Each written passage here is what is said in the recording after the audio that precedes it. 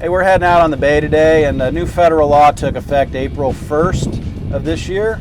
It's the emergency cutoff lanyard.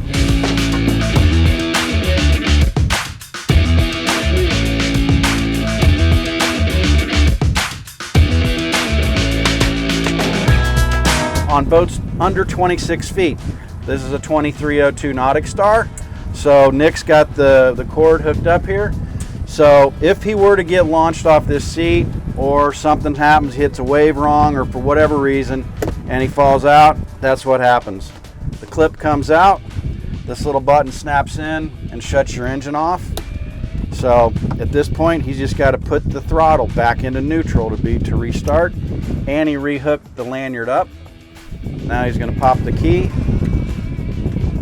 We're back in business, baby. Back in business. So if you got that lanyard on, you just kind of remember that, so you don't, everybody's not used to being in a habit of wearing it.